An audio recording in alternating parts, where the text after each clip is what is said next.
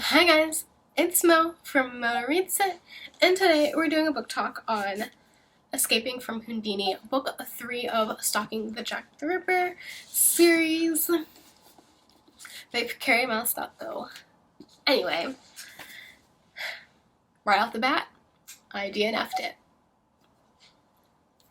I really feel like I keep waiting for it to become deeper and what I want it to be, and it just hasn't, and we're on book 3 out of 4 books in the series, and I'm just like, you know what? It's okay, Monique, it wasn't meant to be. And that's how it is. So I did do book talks on the first and second book. I liked the second book more than I liked the first book, so I thought the third book was going to give me everything I wanted and needed. But I definitely DNF'd it on page 153. Right off the bat, the things I did not like. I did not like that the romance jumped in this book in the time period between this book, and we, the reader, did not get to experience it. I was holding out for that romance. And now we're back on another adventure where the romance had been dwindled down because it's part of the plot story. Tis, tis, tis. What a shame. So for those who do not know, Stalking Jack the Ripper series is about Audrey Rose. She is this 17th, 18th century Victorian era woman.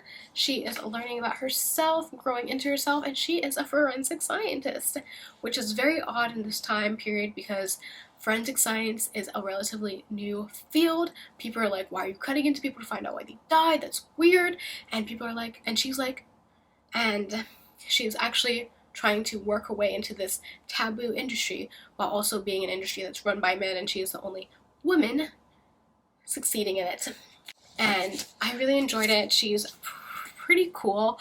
She definitely has like a Tessa badass vibe along with a Will vibe in the first book that does dwindle away once the series continues, but it definitely gave me those type of vibes. The Will Tessa banter and mannerisms away, somewhat kind of meh. Really enjoyed that.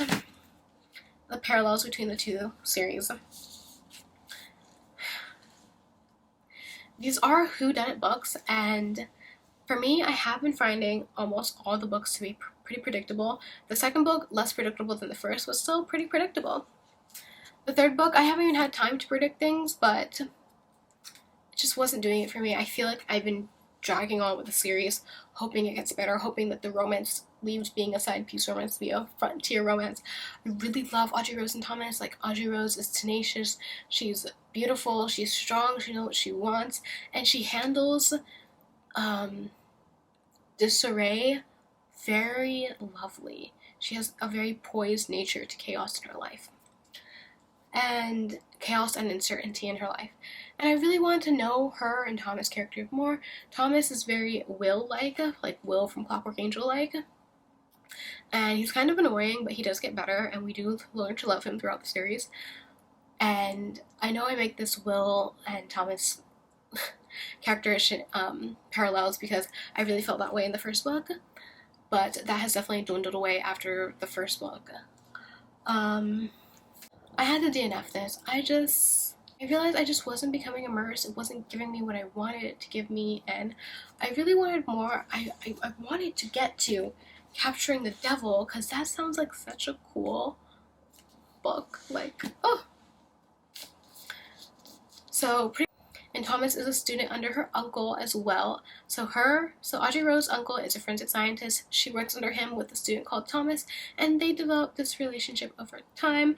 And pretty much Stalking Jack the Ripper and Hunting Prince Dracula is about them solving notable mysteries and murders throughout history. So they started with Jack the Ripper in England, Hunting Prince Dracula in Romania, and now they're on a cruise ship to America, and they're trying to escape from Houdini.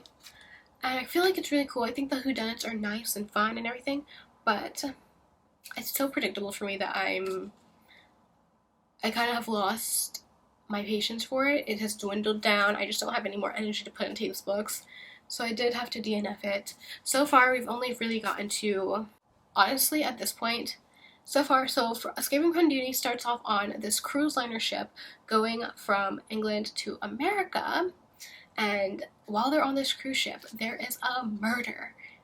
The person sitting next to Audrey Rose gets murdered.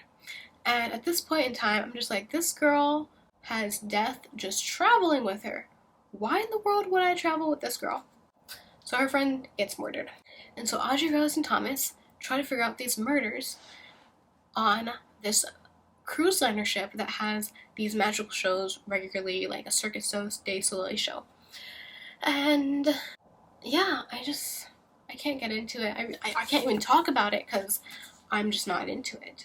Oh, it is 19th century London. I've been saying 17th and 18th century London this entire time in all my videos. Oops, I'm sorry.